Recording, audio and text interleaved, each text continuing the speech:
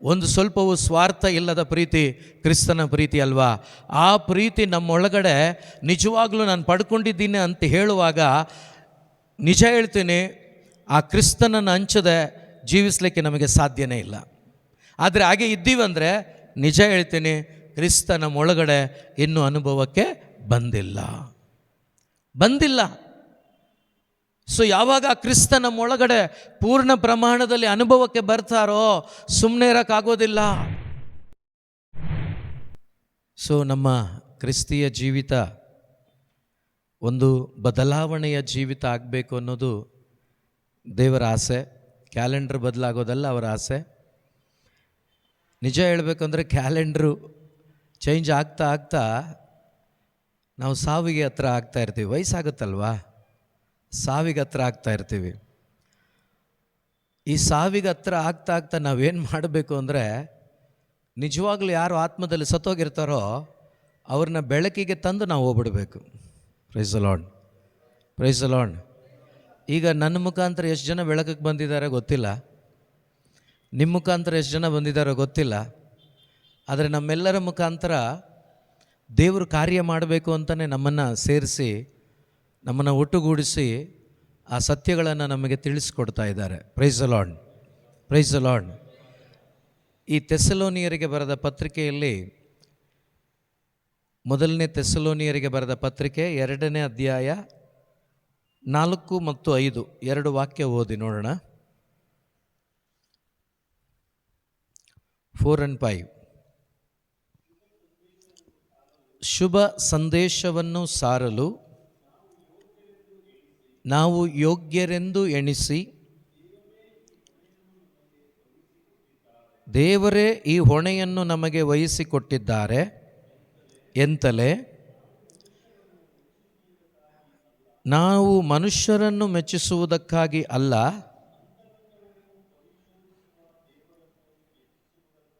ಅಂತರಂಗವನ್ನು ಪರಿಶೋಧಿಸುವ ದೇವರನ್ನು ಮೆಚ್ಚಿಸುವುದಕ್ಕಾಗಿ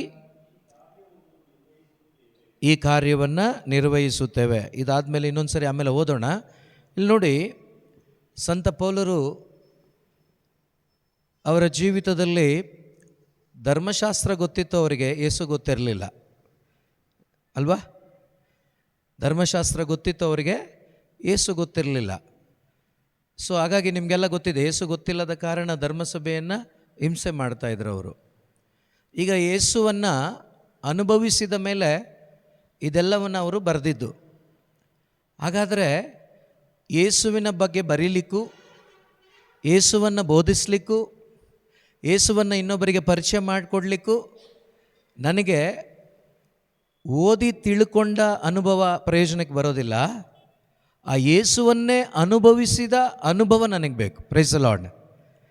ಯೇಸುವನ್ನು ಪರ್ಸನಲ್ಲಾಗಿ ನನ್ನ ಅಂತರಂಗದಲ್ಲಿ ನಾನು ಎಕ್ಸ್ಪೀರಿಯನ್ಸ್ ಮಾಡಬೇಕು.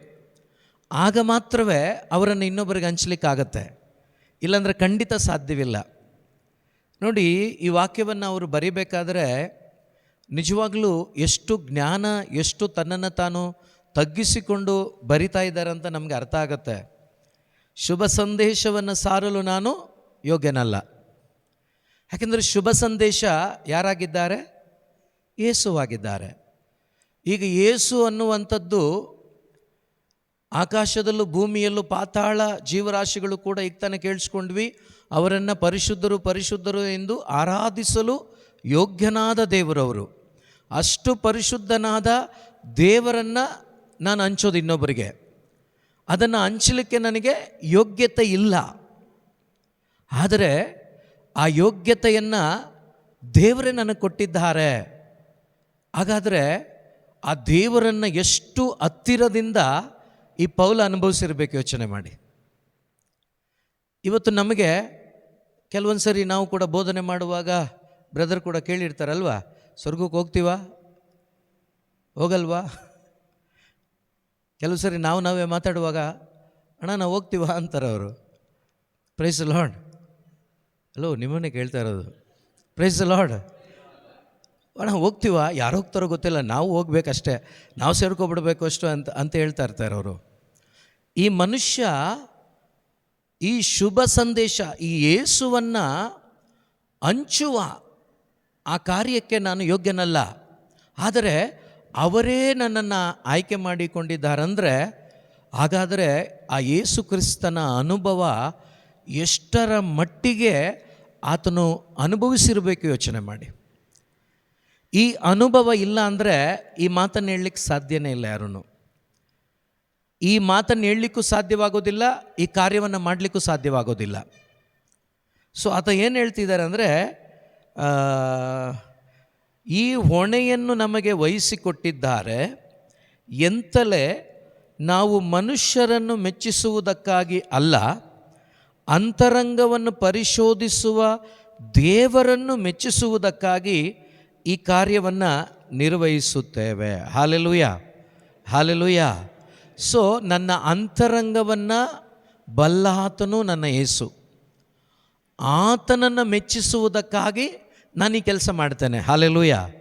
ಇವತ್ತು ಹೆಚ್ಚಿನ ಅಂಶ ಶುಭ ಸಂದೇಶವನ್ನು ಸಾರುವಾಗ ಅವರ ಹೆಸರಿಗೆ, ಅವರ ಪ್ರತಿಷ್ಠೆಗೆ, ಅವರ ಗೌರವಕ್ಕೆ, ಅವರ ಹೆಸರಿಗೆ ಮಾಡ್ಕೊಳ್ತಾರೆ ಸುಮಾರು ಜನ. ಇನ್ನು ಸುಮಾರು ಜನ ನನ್ನ ಹೆಸರು ಬರಬೇಕು, ನಾನು ಹೋದಾಗ ಕೆಲಸ ಆಯಿತು ಅಂತೇಳಿ ಅಲ್ಲಿ ಜನರಿಗೆ ಗೊತ್ತಾಗಬೇಕು, ಏನೆಲ್ಲ ಗಿಮಿಕ್ಗಳು ಮಾಡ್ತಾ ಇದ್ದಾರೆ ನಿಮಗೆಲ್ಲ ಗೊತ್ತಿದೆ. ಆದರೆ ಪೌಲನ ಉದ್ದೇಶ ಅದು ಯಾವುದೂ ಅಲ್ಲ. ಆತನ ಉದ್ದೇಶ ಆತನ ಅನುಭವ ಆಗಿದೆ. ಏನು ಅನುಭವ ಅಂದರೆ, ನನಗೆ ಈ ಭೂಮಿಯಲ್ಲಿ ದೇವರ ಮಗನಾಗಿ ಬದುಕಲಿಕ್ಕೆ 0% ಕೂಡ ವ್ಯಾಲ್ಯೂ ಇಲ್ಲ. Praise the lord. ಆದರೆ 100% ವ್ಯಾಲ್ಯೂವನ್ನು ನನ್ನ ದೇವರು ನನಗೆ ಉಚಿತವಾಗಿ ಕೊಟ್ಟಿದ್ದಾರೆ. Praise the lord. ಹಲ್ಲೆಲೂಯಾ. ಒಪ್ಕೊಳ್ತೀರಾ? ಹೌದಾ? ಸೊ ಸ್ವಲ್ಪ ವರ್ಷಗಳ ಹಿಂದೆ ಆಗಿದ್ದರೆ, 6 ತಿಂಗಳು 1 ವರ್ಷದ ಹಿಂದೆ ಆಗಿದ್ದರೆ ಇಲ್ಲ ಅಂತ ಹೇಳ್ಬೋದಾಗಿತ್ತು. ಇವಾಗ ಹೇಳೋಕ್ಕಾಗಲ್ಲ. ನೀವೆಷ್ಟು ಯೇಸುವನ್ನು, ನಾನೊಂದು ಸರಿ ಹೇಳಿದ್ದೀನಿ, ಯಾರೋ ಕೇಳಿದಾಗ ನಾನೊಂದು 30% ಬದುಕ್ತಾ ಇದ್ದೀನಿ ಹಿಂಗೆ ಹೇಳಿದ್ದೀನಿ ನಾನು. ಆದರೆ ಇತ್ತೀಚಿನ ದಿನಗಳಲ್ಲಿ ಬೋಧನೆಗಳನ್ನು ಆಲಿಸ್ತಾ ಯೇಸು ಕ್ರಿಸ್ತರ ಆ ಪರಿಶುದ್ಧತೆಯ ಮಟ್ಟವನ್ನು ಅರಿತುಕೊಳ್ತಾ ಅವರು ಎಷ್ಟು ಸರ್ವಶಕ್ತರು, ಅವರು ನನಗಾಗಿ ಎಷ್ಟು ತನ್ನನ್ನೇ ತಾನು ತಗ್ಗಿಸ್ಕೊಂಡ್ರು, ಎಷ್ಟು ವಿಧೇಯರಾದರು ಅನ್ನೋದನ್ನು ಅರಿತುಕೊಂಡಾಗ ಈಗ ನನ್ನ ಒಳಗಡೆ ನನ್ನ ಪರ್ಸೆಂಟೇಜ್ ಏನು ಗೊತ್ತಾ? Minus. Praise the lord, praise the lord. ನೀವು ಮೈನಸ್ ಆಗ್ತಾ ಹೋಗ್ತಾ ಇರ್ತೀರಲ್ವಾ, ಆಗ ಕ್ರಿಸ್ತ ನಿಮ್ಮಲ್ಲಿ 1 2 3 ಆಗಿ ಬೆಳೀಲಿಕ್ಕೆ ಆರಂಭಿಸ್ತಾನೆ. Hallelujah, hallelujah. ಈಗ ನಾವು ನಂಬರಲ್ಲಿ ಇರೋದ್ರಿಂದನೇ ಏನೂ ಆಗ್ತಾ ಇಲ್ಲ. ನೀವೆಷ್ಟು ನಿಮ್ಮನ್ನು ಅವರನ್ನು ಅರಿತುಕೊಂಡು ನಿಮ್ಮನ್ನು ನೀವು ಅರ್ಥ ಮಾಡ್ಕೊಳ್ತೀರೋ, ನಿಮಗೆ ದೇವರು ಕೊಟ್ಟ ಕೃಪೆ ಆಗಲಿ, ದೇವರು ನಿಮ್ಮನ್ನು ಯಾವ ರೀತಿ ಆರಿಸ್ಕೊಂಡಿದ್ದಾರೆ, ಹೇಗೆ ಆರಿಸ್ಕೊಂಡಿದ್ದಾರೆ, ಅವರ ಪರಿಶುದ್ಧತೆಯ ಮಟ್ಟ ಏನು, ಅವರೆಷ್ಟು ಸರ್ವಶಕ್ತರು ಅನ್ನೋದನ್ನು ನೀವು ತಿಳ್ಕೊಳ್ತಾ ನೀವು 0 ಆಗ್ತಾ ಇರ್ತೀರ. ಅದನ್ನೇ ಸ್ನಾನಿಕ ಯೋಹಾನ ಹೇಳಿದ್ದು ಏನಂತ, ನಾನು ಅಳಿಬೇಕು, ಅವರು ನನ್ನಲ್ಲಿ ಬೆಳಿಬೇಕು. ಈ ಪೌಲನ ಜೀವನ ಅದೇನೆ. ಆತ ಎಷ್ಟೇ ಶುಭ ಸಂದೇಶ ಸಾರಿದರೂ ಕೂಡ ಎಲ್ಲೂ ಕೂಡ ಹೆಚ್ಚಳ ಪಡಲಿಲ್ಲ ನೋಡಿ, ಎಲ್ಲೂ ಕೂಡ ಅಹಂಕಾರ ಪಡಲಿಲ್ಲ ನೋಡಿ. ಎಲ್ಲ ಕಡೆ ಆತನು ಹೇಳಿದ್ದು, ನಾನು ಏನೂ ಅಲ್ಲ, ಎಲ್ಲ ಆಗಿದ್ದು ನನ್ನ ದೇವನ ಕೃಪೆಯಿಂದ, ಅನುಗ್ರಹದಿಂದ. ಇದನ್ನೇ ಬಳಸ್ತಾರೆ ಯಾವಾಗಲೂ ಕೂಡ. ಅದನ್ನೇ ಇಲ್ಲಿ ಅವರು ಹೇಳ್ತಿದ್ದಾರೆ, ಇದು ನನ್ನ ಯೋಗ್ಯತೆಯಲ್ಲ, ಇದು ದೇವರ ಕೃಪೆಯಾಗಿದೆ. ನನ್ನ ಅಂತರಂಗವನ್ನು ನೋಡುವ ದೇವರ ಕಾರ್ಯವನ್ನು ನಾನು ಮಾಡ್ತೀನಿ, ಅವರಿಷ್ಟಪಟ್ಟ ಕಾರ್ಯವನ್ನು ನಾನು ಮಾಡ್ತೀನಿ, ಅವರಿಷ್ಟಪಟ್ಟಿದ್ದನ್ನು ಮಾಡಲಿಕ್ಕೆ ನಾನು ಆಯ್ಕೆಯಾದವನು ಅಂತೇಳಿ ಅವರು ಹೇಳ್ತಾರೆ. ಪ್ರಿಯ ಸಹೋದರ ಸಹೋದರಿ, ಆದ್ದರಿಂದ ಈ ಕಾರ್ಯವನ್ನು ಅವರಿಗೆ ಮಾತ್ರವಲ್ಲ, ಬ್ಯಾಪ್ಟಿಸಮ್ ಪಡ್ಕೊಂಡ ಪ್ರತಿಯೊಬ್ಬರಿಗೂ ದೇವರು ಈ ಕೆಲಸವನ್ನು ಕೊಟ್ಟಿದ್ದಾರೆ. Praise the lord, hallelujah.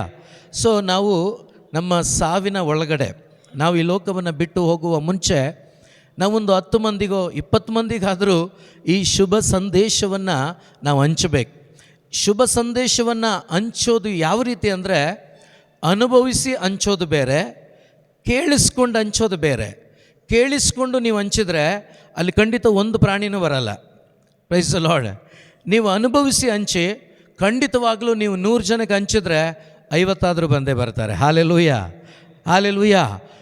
ಅದಕ್ಕೇನೆ ಪೌಲ ಹೇಳಿದ್ದು, ನಾನು ವಾಕ್ಚಾತುರ್ಯದಿಂದ ಶುಭ ಸಂದೇಶವನ್ನು ಸಾರಲಿಲ್ಲ, ನನ್ನ ಅನುಭವದಿಂದ ನಿಮಗೆ ಯೇಸುವನ್ನು ಸಾರಿದ್ದೇನೆ. ವಾಕ್ಚಾತುರ್ಯದಿಂದ ಅಂದರೆ ನನಗೆ ಕೊಟ್ಟಂಥ ಟ್ಯಾಲೆಂಟಿಂದ, ವರದಾನದಿಂದ ಈ ಬೈಬಲನ್ನು ಅರ್ಥ ಮಾಡಿಕೊಂಡು ಜ್ಞಾನದಿಂದ ಬೋಧಿಸ್ಬೋದು. ಅಲ್ಲಿ ಬೋಧನೆ ಚೆನ್ನಾಗಿರುತ್ತೆ, ಕನ್ವರ್ಷನ್ ಏನೂ ಆಗಲ್ಲ. ಆದರೆ ಕ್ರಿಸ್ತನನ್ನು ಧರಿಸಿಕೊಂಡವನಾಗಿ, ಕ್ರಿಸ್ತನನ್ನು ಧರಿಸಿಕೊಂಡವಳಾಗಿ, ಕ್ರಿಸ್ತನನ್ನು ಅನುಭವಿಸುತ್ತಾ ನೀವು ಮಾತಾಡಿ, ನೀವು ನಾರ್ಮಲ್ಲಾಗಿ ಬೈಬಲ್ ಮಾತಾಡಬೇಡಿ, ನಿಮ್ಮದೇ ಆದ ಪದಗಳನ್ನು ಬಳಸಿ ನೀವು ಅವರಿಗೆ ಒಂದು ಉಪದೇಶ ಮಾಡಿ, ಆ ಉಪದೇಶವೇ ಶುಭ ಸಂದೇಶವಾಗ್ತದೆ. ಹಾಲೆಲೂಯ. ಹಲೋ, ಅರ್ಥ ಆಗ್ತಿದೆಯಾ?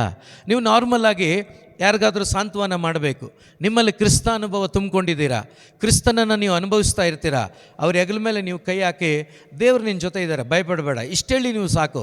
ಆ ವಾಕ್ಯ ಶುಭ ಸಂದೇಶವಾಗ್ತದೆ. ಅವರ ಒಳಗಡೆ ಆ ವಾಕ್ಯ ಅವರ ಜೊತೆ ಮಾತಾಡುತ್ತದೆ, ಅವರೊಂದಿಗೆ ಪವಿತ್ರಾತ್ಮರು ಕೆಲಸ ಮಾಡ್ತಾರೆ, ಅವರ ಒಳಗಡೆ ಒಂದು ಕನ್ವರ್ಷನ್ ಉಂಟಾಗ್ತದೆ, ಅವರು ದೇವರ ಕಡೆಗೆ ಬರಲಿಕ್ಕೆ ಸಾಧ್ಯವಾಗ್ತದೆ. ಆದ್ದರಿಂದನೇ ನೀವು ಧ್ಯಾನ ಮಾಡಿ ನೋಡಿ, ಈ 3.5 ವರ್ಷದ ಪ್ರೇಷಿತರ ಜೀವನದಲ್ಲಿ ಒಂದು ವ್ಯಕ್ತಿಯನ್ನು ಕೂಡ ದೇವರ ಬಳಿಗೆ ಅವರು ಕರ್ಕೊಂಡ್ಬಂದಿಲ್ಲ. ಹೌದಾ? ಹಲೋ, ಇದ್ದೀರಾ? ಒಂದು ವ್ಯಕ್ತಿಯನ್ನು ಕೂಡ ಅವರು ದೇವರ ಬಳಿಗೆ ಕರ್ಕೊಂಡ್ಬಂದಿಲ್ಲ. ಅದ್ಭುತಗಳನ್ನು ಮಾಡಿದರು, ದೆವ್ವಗಳನ್ನು ಬಿಡಿಸಿದ್ರು. ಆದರೆ ಎಲ್ಲಾದರೂ ಈ 3.5 ವರ್ಷದಲ್ಲಿ ಒಂದು ಆತ್ಮ ರಕ್ಷಣೆಗೆ ಬಂದಿದೆ ಅವ್ರ ಮುಖಾಂತರ? ಒಂದು ಬಂದಿಲ್ಲ, ಒಬ್ಬರು ಬಂದಿಲ್ಲ. ಆದರೆ ಕ್ರಿಸ್ತನ ಅನುಭವ ಅವರ ಒಳಗಡೆ ಆಯಿತು. ಯಾವಾಗ? ಪೆಂಟೆಕೋಸ್ಟ್ ದಿನ, ಪಂಚಶತಮ ಹಬ್ಬದ ದಿನ ಅವರ ಒಳಗಡೆ ಕ್ರಿಸ್ತನ ಅನುಭವ ಬಂತು, ಕ್ರಿಸ್ತ ಅನುಭವ ಆಯಿತು. ಅದಕ್ಕಿಂತ ಮಿಗಿಲಾಗಿ ಕ್ರಿಸ್ತನೇ ಬಂದು ಅವರ ಒಳಗಡೆ ವಾಸ ಮಾಡಿದರು. Praise the lord. ಪರಿಶುದ್ಧಾತ್ಮನಾಗಿ ಅವರ ಒಳಗಡೆ ಕ್ರಿಸ್ತ ಬಂದ, ಯೇಸು ಬಂದು ಅವರೊಳಗಡೆ ಜೀವಿಸಿದರು. ಪ್ರಿಯ ಸಹೋದರ ಸಹೋದರಿ, ಇಮ್ಯಾಜಿನ್ ಮಾಡಿ, ಒಂದು ದಿವಸ ಬೋಧನೆ ಮಾಡಲಿಲ್ಲ. ಯೇಸು ಹೇಳಿದರು, ಹೋಗ್ರಿ ದೆವ್ವಗಳನ್ನು ಬಿಡಿಸಿರಿ, ರೋಗಿಗಳನ್ನು ಗುಣಪಡಿಸಿರಿ ಅಂತ ಹೇಳಿದರು. ಇವರು ಹೋದರು ಯೇಸು ನಾಮದಲ್ಲಿ ಅಂತ ಹೇಳಿ ಏನೋ ಮಾಡಿದರು, ದೆವ್ವ ಬಿಟ್ಟೋಯ್ತು, ಸೈತಾನ ಬಿದ್ದ, ಏನೆಲ್ಲ ಆಯಿತು. ಆದರೆ ಈ ಮನುಷ್ಯ ಒಂದು ದಿವಸ ಎದ್ದು ನಿಂತು ಬೋಧನೆ ಮಾಡಿದ ಮನುಷ್ಯ ಅಲ್ಲ. ಈ ಕ್ರಿಸ್ತನನ್ನು ಪಡ್ಕೊಂಡು ಕ್ರಿಸ್ತಾನುಭವದಲ್ಲಿ ಎದ್ದು ನಿಂತ್ಕೊಂಡು ಬೋಧನೆ ಮಾಡ್ತಿದ್ದಾನೆ ಮನುಷ್ಯ. ಪ್ರಿಯ ಸಹೋದರ ಸಹೋದರಿ, ಸಾವಿರಾರು ಮಂದಿ ಈಗ ನಿಮ್ಮಲ್ಲಿ ಸುಮಾರು 2 ವರ್ಷದಿಂದ ತರಗತಿಗಳನ್ನು ಕೇಳಿಸ್ಕೊತಾ ಇದ್ದೀರಾ. ಸೊ ಇಲ್ಲಿ ಬಂದು ಒಂದು 10 ನಿಮಿಷ ನೀವು ಮಾತಾಡಿ ಅಂದರೆ 108 ಯೋಚನೆಗಳು ನಮಗೆ. ಹೋಗೋದೋ ಬೇಡವೋ ಬೇಡ ಎಲ್ಲ ನಾವು ಇನ್ನೊಬ್ಬರಿಗೆ ಕೊಟ್ಬಿಡ್ತೀವಿ ಅದನ್ನು, ಅಲ್ವಾ? ಅಯ್ಯೋ, ಯೇಸುವಿನ ಬಗ್ಗೆ ಹೇಳಲಿಕ್ಕೆ ನನಗೊಂದು ಸದಾವಕಾಶ ಅಂತ ಒಂದು ಜಿಂಕೆ ಥರ ಯಾರು ಓಡಿ ಬರ್ತೀರಾ? ನೆಕ್ಸ್ಟ್ ಆದರೂ ಬರ್ತೀರಾ ಅಂತ ಅಂದ್ಕೊಂಡಿದ್ದೀನಿ, ಗೊತ್ತಿಲ್ಲ, ನೋಡೋಣ. ಯಾರು ಬರ್ತೀವಿ ನಾವು? ಬರಲ್ಲ. ಯೋಚನೆ ನಿಜವಾಗ್ಲೂ ನಾನು ಹೇಳ್ತೀನಿ, ಒಂಥರ ವಂಚನೆನೇ. ಕ್ರಿಸ್ತನ ಅನುಭವ ಒಳಗಡೆ ಇದ್ದಾಗ ಏನಾಗುತ್ತೆ ಗೊತ್ತಾ? ಆ ಕ್ರಿಸ್ತನನ್ನು ಹಂಚಬೇಕು, ಆ ಕ್ರಿಸ್ತನ ಬಗ್ಗೆ ಹೇಳಬೇಕು, ಆ ಕ್ರಿಸ್ತನನ್ನು ಪರಿಚಯ ಮಾಡಿಕೊಡ್ಬೇಕು ಅನ್ನುವ ಆ ತವಕ ನಿಮ್ಮ ಒಳಗಡೆ ಇರ್ತದೆ. ಯಾವ ರೀತಿ ಅಂದರೆ, ನೀವು ಲವ್ ಮಾಡಿದರೆ ಗೊತ್ತಿರ್ತದೆ, ಲವ್ ಮಾಡಿದ್ದೀರೋ ಇಲ್ಲೋ ಗೊತ್ತಿಲ್ಲ. ನಾನು ಲವ್ ಮಾಡಿದ್ದೇನೆ, ಅದೇ ಹುಡುಗಿನೇ ಮದುವೆ ಆಗಿದ್ದೀನಿ. ಆ ಹುಡುಗಿಗೆ ಪತ್ರ ಕೊಡುವಾಗ ಆ ಲೆಟ್ರ್ ಅವಾಗೆಲ್ಲ ಫೋನೆಲ್ಲ ಇಲ್ಲ ಅಲ್ವಾ? ಸೊ ಒಂದು ಪತ್ರವನ್ನು ಬರೆದಿಟ್ಕೊಂಡು ಅದನ್ನು ಕೊಡಬೇಕು ಅಂದಾಗ ಅವ್ರ ಅಪ್ಪ ಬಂದುಬಿಡೋರು, ಅವ್ರ ಅಮ್ಮ ಬಂದುಬಿಡೋರು, ಯಾರಾದರೂ ಅವ್ರ ಮುಂದೆ ಕೊಡೋಕ್ಕಾಗಲ್ಲವಲ್ಲ, ಎಲ್ಲರಿಗೂ ಪರಿಚಯ ಅಲ್ವಾ? ಎಲ್ಲಿ ತನಕ ಸಮಾಧಾನ ಇರ್ತಿರಲಿಲ್ಲ ಅಂದರೆ ಅದನ್ನು ಕೊಡೋ ತನಕ ಸಮಾಧಾನ ಇರ್ತಿರಲಿಲ್ಲ. ಆಮೇಲೆ ಓದ್ಬಿಟ್ಟು ಅವ್ರು ಏನು ರಿಸಲ್ಟ್ ಹೇಳ್ತಾರೆ, ಏನು ಮಾತಾಡ್ತಾರೆ, ಅಲ್ಲಿ ತನಕ ಸಮಾಧಾನ ಇರ್ತಿರಲಿಲ್ಲ. ಆದರೆ ಅದಕ್ಕಿಂತ ಕೋಟಿ ಪಟ್ಟು ಆ ಪ್ರೀತಿ ಲಸ್ಟ್ ಅಂತ ಗೊತ್ತು ನಿಮಗೆ. ಆದರೆ ಒಂದು ಸ್ವಲ್ಪವೂ ಸ್ವಾರ್ಥ ಇಲ್ಲದ ಪ್ರೀತಿ ಕ್ರಿಸ್ತನ ಪ್ರೀತಿ ಅಲ್ವಾ? ಆ ಪ್ರೀತಿ ನಮ್ಮೊಳಗಡೆ ನಿಜವಾಗ್ಲೂ ನಾನು ಪಡ್ಕೊಂಡಿದ್ದೀನಿ ಅಂತ ಹೇಳುವಾಗ, ನಿಜ ಹೇಳ್ತೀನಿ, ಆ ಕ್ರಿಸ್ತನನ್ನು ಹಂಚದೆ ಜೀವಿಸಲಿಕ್ಕೆ ನಮಗೆ ಸಾಧ್ಯನೇ ಇಲ್ಲ. ಆದರೆ ಹಾಗೆ ಇದ್ದೀವಂದರೆ ನಿಜ ಹೇಳ್ತೀನಿ, ಕ್ರಿಸ್ತ ನಮ್ಮೊಳಗಡೆ ಇನ್ನೂ ಅನುಭವಕ್ಕೆ ಬಂದಿಲ್ಲ.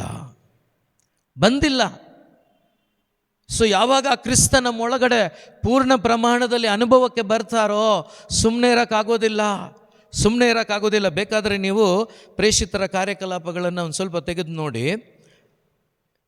ಪ್ರೇಷಿತರ ಕಾರ್ಯಕಲಾಪಗಳು ಎಷ್ಟನೇ ಅಧ್ಯಾಯ? ಒಂದು ನಿಮಿಷ. Praise the lord. Hallelujah, hallelujah. ಯೇಸುವೆ ಸ್ತೋತ್ರ, ಯೇಸುವೆ ವಂದನೆ. 9ನೇ ಅಧ್ಯಾಯ 17ನೇ ವಾಕ್ಯದಿಂದ ಓದ್ತೀರಾ ಸ್ವಲ್ಪ? ಅಂತೆಯೇ ಅನನೀಯನು ಹೊರಟು ಆ ಮನೆಗೆ ಹೋದನು. ಸೌಲನ ಮೇಲೆ ಹಸ್ತ ನಿಕ್ಷೇಪ ಮಾಡಿ, ಸಹೋದರ ಸೌಲನೇ, ಪ್ರಭು ನನ್ನನ್ನು ನಿನ್ನ ಬಳಿಗೆ ಕಳುಹಿಸಿದ್ದಾರೆ.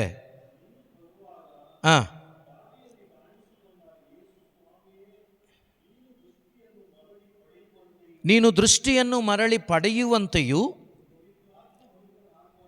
ಪವಿತ್ರಾತ್ಮ ಭರಿತನಾಗುವಂತೆಯೂ. ಓಕೆ, ಒಂದು ನಿಮಿಷ ರಿಚರ್ಡ್, ಆಮೇಲೆ ಓದಿ ಹಂಗೇನೆ. ಇಲ್ಲಿ ನೋಡಿ, ನಿಮಗೆ ಕ್ಲಾರಿಟಿಗೋಸ್ಕರ, ಯಾರಾದರೂ ನಿಮ್ಮ ಹತ್ರ ನಿಮ್ಮ ಹೆಸರು ಹೇಳಿದ್ರು, ದೇವರು ನಿಮ್ಮ ಮನೆಗೆ ಹೋಗೋಕೆ ಹೇಳಿದ್ರು, ನಿಮ್ಮ ಹತ್ರ ಹಿಂಗೆ ಕೇಳೋಕೆ ಹೇಳಿದ್ರು ಅಂದರೆ ತಳ್ಳಿಬಿಡಿ, ಆಚೆ ಹೇಳಿಬಿಡಿ ಇದನ್ನೇ. ಏನಂತ? ನೀನು ಬರೋದನ್ನು ನನಗೂ ಹೇಳಬೇಕಾಗಿತ್ತಲ್ಲಪ್ಪ, ಯಾಕಪ್ಪ ಹೇಳಲಿಲ್ಲ? ಸೊ ಅದರಿಂದ ಇದ್ಯಾವುದು ಸಂದೇಶ ಸರಿಯಲ್ಲಪ್ಪ ಅಂತ ಕಳಿಸ್ಬಿಡಿ. ಯಾಕಂದರೆ ಇವತ್ತು ಸುಮಾರು ಜನ ಲೂಟಿ ಮಾಡ್ತಾ ಇದ್ದಾರೆ ದೇವರ ಹೆಸರಲ್ಲಿ. ಸೊ ಅದರಿಂದ ದೇವ್ರು ಏನಾದರೂ ಸಂದೇಶ ಕೊಟ್ಟರೆ ಇಬ್ರಿಗೂ ಕೊಡ್ತಾರೆ, ಓಕೆನಾ? ಕಳಿಸೋರ್ಗೂ ಕೊಡ್ತಾರೆ, ಯಾರ ಬಳಿಗೆ ಹೋಗಬೇಕು ಅಂತ ಅವ್ರಿಗೂ ಹೇಳಿರ್ತಾರೆ, ಇಂಥವ್ರು ಬರ್ತಾರೆ, ಸೊ ಇಂಥವ್ರನ್ನ ಕಳಿಸಿದ್ದೀನಂತ ಇಬ್ಬರಿಗೂ ಮೆಸೇಜ್ ನೀಟಾಗಿ ಕೊಟ್ಟಿರ್ತಾರೆ. ಅದೇ ರೀತಿ ಪೇತ್ರನಿಗೆ ಹೇಳಿದರು, ಯಾರನ್ನು ಕಳಿಸ್ತೀನಂತ, ಎಲ್ಲಿ ಕಳಿಸ್ತೀನಂತ? ಕೊರ್ನೆಲಿಯನ ಮನೆಗೆ. ಕೊರ್ನೆಲಿಯನಿಗೂ ಹೇಳಿದರು ಅಲ್ವಾ? ತುಂಬ ಕ್ಲಾರಿಟಿ ಇರ್ತದೆ. ಇಂಥ ವಿಷಯಗಳು ಬಂದಾಗ ನೀವು ಹುಷಾರಾಗಿರಿ, ನಾನು ಪ್ರವಾದಿ, ನನ್ನನ್ನು ದೇವರು ಕಳಿಸಿದ್ರು, ದೇವರು ಹೇಳಿದ್ದಕ್ಕೆ ನಾನು ಬಂದೆ, ದೇವರು ಇಂಥದ್ದನ್ನು ಕೇಳಕ್ಕೆ ಹೇಳಿದ್ದಾರೆ, ಇದೆಲ್ಲ ನಂಬೇಡಿ. ಇಲ್ಲಿ ಯಾವುದು ಕೂಡ ಶಾರೀರಿಕವಾದ ಸಂದೇಶ ಇಲ್ಲ, ಇಲ್ಲಿ ಆತ್ಮಿಕವಾದ ಸಂದೇಶ ಇಲ್ಲಿ. ಅಲ್ಲಿ ಪೇತ್ರನನ್ನು ಕೊರ್ನೆಲಿಯನ ಮನೆ ಕಳಿಸುವಾಗ ಅಲ್ಲಿ ಕೂಡ ಯಾವುದೇ ಶಾರೀರಿಕವಾದ ಸಂದೇಶಗಳು ಇಲ್ಲ, ಇಲ್ಲಿ ಕೂಡ ಯಾವುದೇ ಶಾರೀರಿಕವಾದ ಸಂದೇಶ ಇಲ್ಲ. ಅಲ್ಲಿ ಆತ್ಮಕ್ಕೆ ಸಂಬಂಧಪಟ್ಟ ವಿಷಯನೇ, ಇಲ್ಲೂ ಕೂಡ ಆತ್ಮಕ್ಕೆ ಸಂಬಂಧಪಟ್ಟ ವಿಷಯನೇ. ನೀವು ಭೌತಿಕವಾಗಿ ಯಾರಾದರೂ ಬಂದು ಈ ಸಂದೇಶ ನಿಮ್ಗೆ ಹೇಳಿದ್ರು ಅಂತ, ಯಾಕಂದರೆ ನಮ್ಮ ಬಾಲಣ್ಣನ ಗೊತ್ತೋ ಇಲ್ಲೋ ಗೊತ್ತಿಲ್ಲ, ನಮ್ಮೂರಲ್ಲಿ ಬೆಂಗಳೂರಲ್ಲಿ ಬಸವನಪುರದಲ್ಲಿ ಕೆಲವರು ಮನೆಗೆ ಹೋಗಿ ನನಗೆ ನಿಮ್ಮ ಮನೆಯೇ ತೋರಿಸಿದ್ರು, ನಿಮ್ಮ ಹತ್ರನೇ ಬರೋಕ್ಕೆ ಹೇಳಿದರು, ನೀವು ಇಷ್ಟು ಸಹಾಯ ಮಾಡಬೇಕಂತೆ, ನಾನು ಮನೆ ಕಟ್ತಾ ಇದ್ದೀನಿ, ನಿಮ್ಮ ಹೆಸರೇ ಹೇಳಿದ್ದಾರೆ, ನೀವು ಇಷ್ಟು ಕೊಡಬೇಕಂತೆ ಅಂತ ಕಲೆಕ್ಟ್ ಮಾಡ್ಕೊಂಡು ಹೋದವ್ರು ಎಷ್ಟೋ ಜನ ಇದ್ದಾರೆ. ಸೊ ಇಲ್ಲೆಲ್ಲ ಅದೆಲ್ಲ ಆಗಿಲ್ಲ ಅಂದ್ಕೊಂಡಿದ್ದೀನಿ. ಸೊ ಹುಷಾರಾಗಿರಿ. ದೇವರು ಕೊಡುವಂಥ ಸಂದೇಶಗಳು ಆತ್ಮಿಕವಾದ ಬೆಳವಣಿಗೆಗಾಗಿರ್ತದೆ, ನಿತ್ಯ ಜೀವದ ಮಾರ್ಗಕ್ಕಾಗಿರ್ತದೆ, ಇನ್ನೂ ಹೆಚ್ಚಾಗಿ ನಾವು ಆತ್ಮದಲ್ಲಿ ಬೆಳೀಲಿಕ್ಕಾಗಿರ್ತದೆ. ಓಕೆ, ಅದೊಂದು ಹೇಳಬೇಕಂತೂ ಹೇಳಿದೆ ನಾನು. ಈಗ ವಿಷಯಕ್ಕೆ ಬರೋಣ, ಓದಿ ಮುಂದೆ. ಆ ಕ್ಷಣವೇ ಕಳಚಿ ಬಿದ್ದಿತು. ಓಕೆ, ಪಡೆದನು. ಓಕೆ,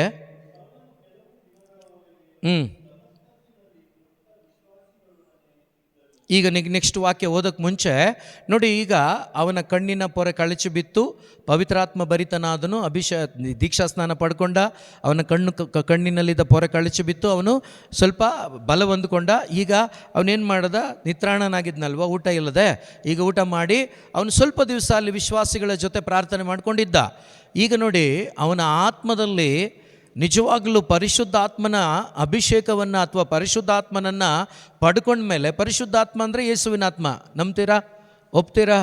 ಈಗ ಅವನು ಪಡ್ಕೊಂಡಿದ್ದಾನಲ್ವಾ, ಪಡ್ಕೊಂಡ ತಕ್ಷಣ ಸ್ವಲ್ಪ ದಿವಸ ಅವ್ರ ಜೊತೆ ಇದ್ದ ತಕ್ಷಣ ನೋಡಿ, ಅನಂತರ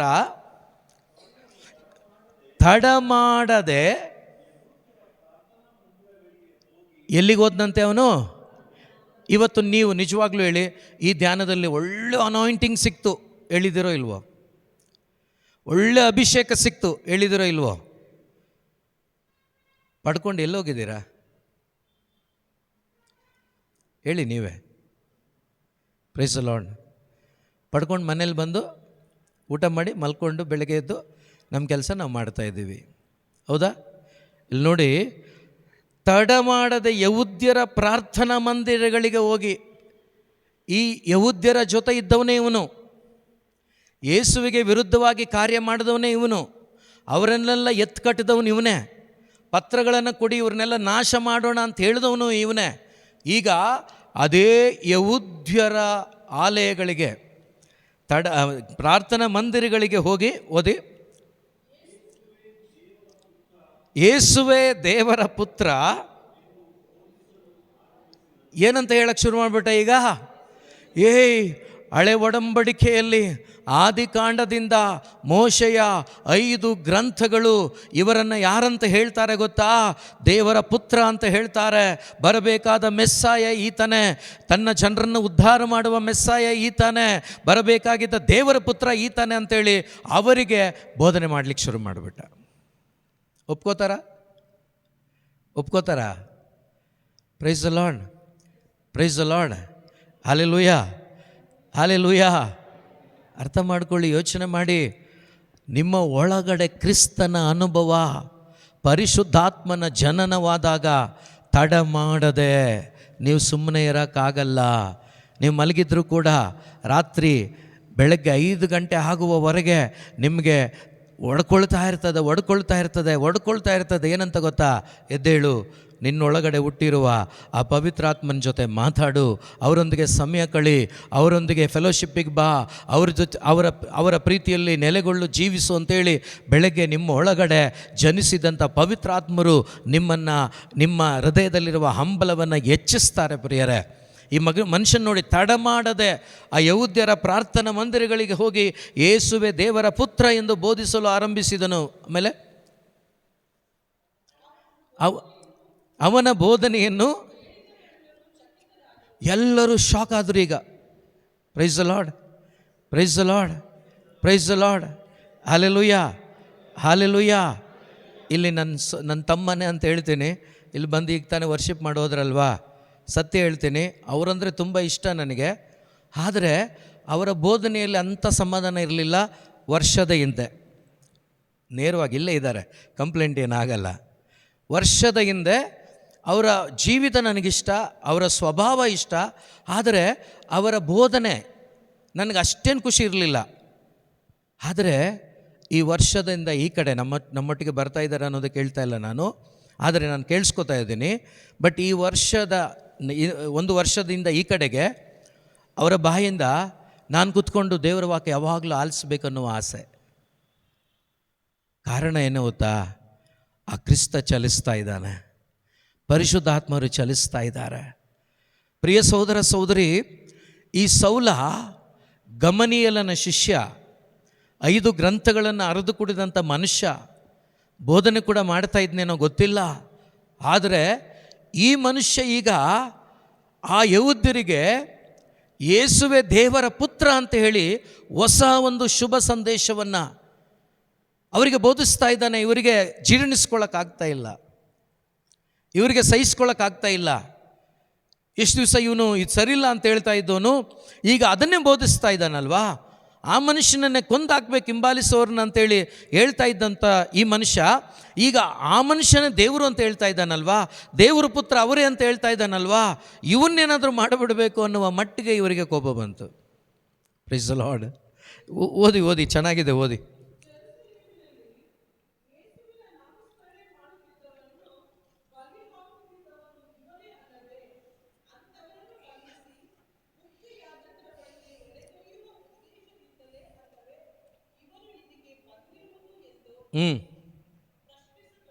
ಓಕೆ, ಓದಿ. ಸೌಲನಾದರೂ ಮತ್ತಷ್ಟು ಸಾಮರ್ಥ್ಯದಿಂದ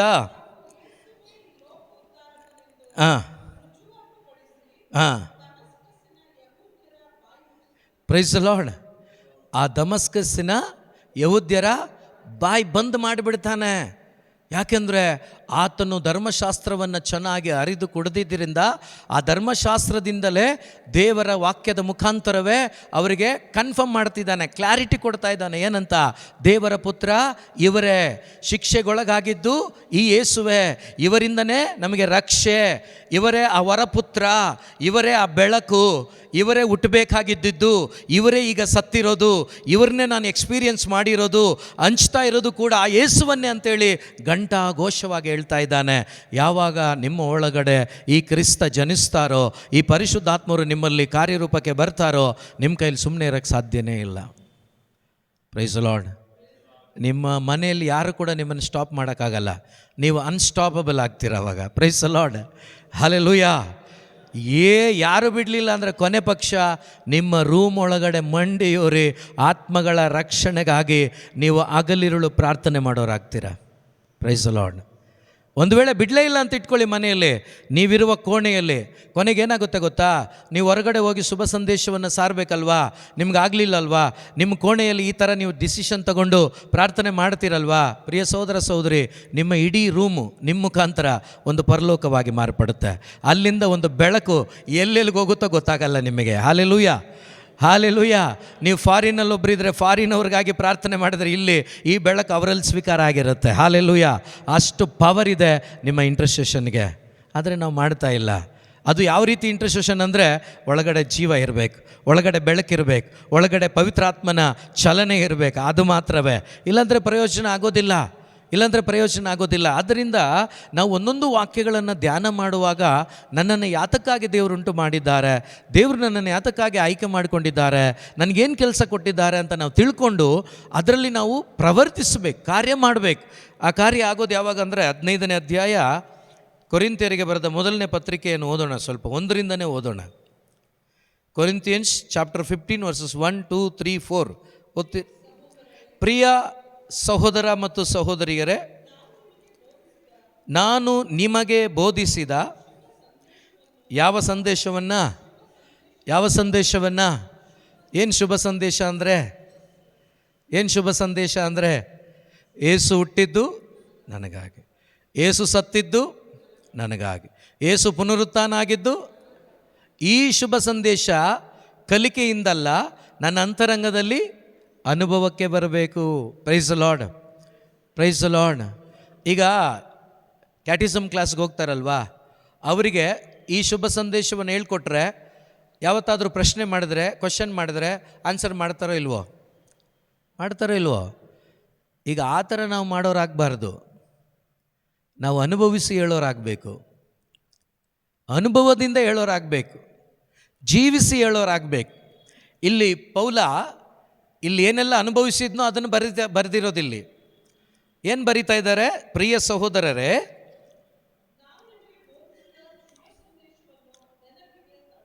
ನೆನಪಿಗೆ ತಂದುಕೊಳ್ಳಿ.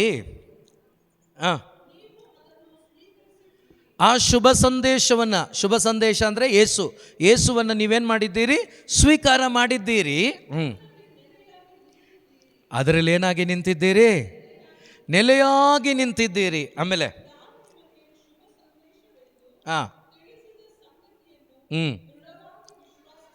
ನಾನು ಯೇಸುವೇ ಶುಭ ಸಂದೇಶ ಎಂದು ಬೋಧಿಸಿದ ಆ ಸಂಗತಿಯನ್ನು ದೃಢವಾಗಿ ವಿಶ್ವಾಸಿಸಿದರೆ, ಅಂದರೆ ಅದರಲ್ಲಿ ನಂಬಿಕೆ ಇಟ್ಟು ನೀವು ಜೀವಿಸಿದರೆ ನೀವೇನು ಪಡಿತೀರಾ? ಜೀವೋದ್ಧಾರ. ನಿಮ್ಮ ಆತ್ಮ ಜೀವಕ್ಕೆ ಬರ್ತದೆ, ನೀವು ಪರಲೋಕಕ್ಕೆ ಬಾಧ್ಯಸ್ಥರಾಗ್ತೀರಾ. ಆಗಲೇ ಬ್ರದರ್ ಹೇಳಿದ್ರಲ್ವಾ, ನೀವು ಸ್ವರ್ಗಕ್ಕೆ ಮಗನು ಮಗಳಾಗಿ ಮಾರ್ಪಡ್ತೀರಾ. ಹಾಲೆಲೂಯ. ಸ್ವರ್ಗಕ್ಕೆ ಮಗನು ಮಗಳಾಗಿ ಮಾರ್ಪಟ್ಟ ಮೇಲೆ ಯಾವುದಕ್ಕಾಗಿ ದುಡಿತೀವಿ ನಾವು? ಯಾರಿಗಾಗಿ ದುಡಿತೀವಿ? ಯಾವುದಕ್ಕಾಗಿ? ಹಾಗಾದರೆ ನಾವು ದುಡಿತಾ ಇಲ್ಲ ಅಂದರೆ ಅರ್ಥ ಏನು? ಹೇಳಕ್ಕೆ ಭಯ ಆಗ್ತಾ ಇದೆಯೇನೋ? ಇನ್ನೂ ಸಿಟಿಸನ್ ಆಗಲಿಲ್ಲ ಅಷ್ಟೇ. ಈಗ ನಾನು ಯಾವ ಕಂಪನಿಗೆ ಸೇರ್ತೀನೋ ಆ ಕಂಪನಿಗೆ ತಾನೇ ಕೆಲಸ ಮಾಡ್ತೀನಿ. ಈಗ ಸ್ವರ್ಗಕ್ಕೆ ನಾನು ಸೇರ್ಕೊಂಡ್ಮೇಲೆ ಯಾರು ಕೆಲಸ ಮಾಡ್ತೀನಿ? ಅಪ್ಪ ಹೇಳಿದ್ರೆ ಮಾತ್ರ ಮಾಡ್ತೀನಾ, ಇಲ್ಲ ಹೇಳ್ದಿದ್ರು ಮಾಡ್ತೀನಾ? ಅವ್ರು ಹೇಳೋ ತನಕ ಕಾಯಂಗೂ ಇಲ್ಲ, ಮಾಡ್ತಾ ಇರ್ತೀನಿ. ಯಾಕಂದರೆ ಅಲ್ಲಿಗೆ ಸೇರ್ಕೊಬಿಟ್ಟಿದ್ದೀನಲ್ಲ, ಆ ಮನೆಯ ವಾರಸ್ದಾರ ನಾನೀಗ. ಆ ಮನೆಯ ಕೆಲಸ ಏನಂತ ಗೊತ್ತಾಗಿದೆ, ಅದನ್ನು ನಾವು ಅವ್ರು ಹೇಳಿದ್ರು ಹೇಳಲಿಲ್ಲ ಅಂದರೂ ನಾವು ಮಾಡ್ತಾ ಇರ್ತೀವಿ. ಇದು ಟಾಪಿಕನ್ನು ಚೇಂಜ್ ಮಾಡಬೇಡಿ, ಬೇರೆ ಥರ ತಗೋಬೇಡಿ. ಯಾಕಂದರೆ ಪವಿತ್ರಾತ್ಮರನ್ನು ನಡೆಸಬೇಕು, ಅದು ಬೇರೆ. ಸೇವೆಯಲ್ಲಿ ಪವಿತ್ರಾತ್ಮರು ಏನು ಹೇಳ್ತಾರೋ, ಎಲ್ಲಿಗೆ ಹೋಗ್ಬೇಕು ಅಂತ ಹೇಳ್ತಾರೋ ಅದನ್ನು ಅವ್ರು ತಿಳಿಸ್ಕೊಡಿದ್ರೆ ಅದನ್ನು ಮಾಡಬೇಕು.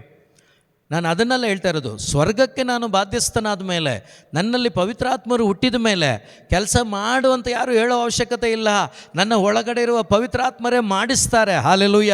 ಅದನ್ನೇ ಹೇಳ್ತಾ ಇರೋದು ನಾನು. ಓಕೆ, ಮುಂದುವರಿಸಿ.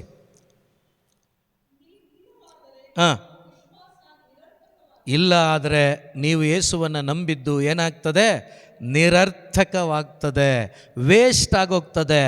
ನೀವು 30 ವರ್ಷ ವಾಕ್ಯ ಕೇಳಿ, ನೀವು ಯಾವುದೂ ಕಾರ್ಯ ಮಾಡದೆ, ನಿಮ್ಮಲ್ಲಿ ಪವಿತ್ರಾತ್ಮನ ಚಲನೆ ಇಲ್ಲದೆ, ಸ್ವರ್ಗೀಯ ಆ ವಿಷಯಗಳನ್ನು ಧ್ಯಾನಿಸದೆ ಅಥವಾ ಅನುಭವಿಸದೆ, ಇನ್ನೊಬ್ಬರಿಗೆ ನೀವು ಹಂಚದೆ ಬದುಕೋದಾದರೆ ನಿಮ್ಮ ವಿಶ್ವಾಸ ನಿರರ್ಥಕವಾಗ್ತದೆ, ವೇಸ್ಟ್ ಆಗೋಗ್ತದೆ. ಈಗ ಅನುಭವಿಸಿ ಬರೆದು ಹೇಳ್ತಾ ಇರುವಂಥ ಮಾತುಗಳನ್ನು ಕೇಳಿಸ್ಕೊಳ್ಳಿ. 3 ಈ ಪೌಲ ಮೇಲೆ ಹೇಳಿದಂಥ ವಿಷಯವನ್ನು ಭಾಳ ಸರಳವಾಗಿ ಹೇಳ್ತಾ ಇದ್ದಾರೆ. ನಾನು ಶುಭ ಸಂದೇಶವನ್ನು, ಯೇಸುವನ್ನು ಏನು ಮಾಡಿದ್ದೇನೆ? ಜೋರಾಗಿ ಹೇಳಿ, ಏನು ಮಾಡಿದ್ದೇನೆ? ಏನನ್ನು ಪಡ್ಕೊಂಡಿದ್ದೇನೆ? ಶುಭ ಸಂದೇಶವನ್ನು, ಧರ್ಮಶಾಸ್ತ್ರವನ್ನಲ್ಲ, ಧರ್ಮಶಾಸ್ತ್ರವನ್ನು ಮೀರಿ, ಧರ್ಮಶಾಸ್ತ್ರಕ್ಕಿಂತಲೂ ಉತ್ತಮವಾದದ್ದನ್ನು, ಯೇಸು ಕ್ರಿಸ್ತರನ್ನು, ಪ್ರಭುವನ್ನು ನಾನು ಪಡ್ಕೊಂಡಿದ್ದೇನೆ. ಓಕೆ, ಮುಖ್ಯವಾದದ್ದು ಎಂದು ಎಣಿಸಿ ನಾನು ಆ ಶುಭ ಸಂದೇಶವನ್ನು, ಆ ಯೇಸುವನ್ನು ನಿಮಗೆ ಕೊಟ್ಟಿದ್ದೀನಿ, ನಿಮಗೆ ಒಪ್ಪಿಸಿದ್ದೇನೆ. ಅದು ಯಾವುದೆಂದರೆ,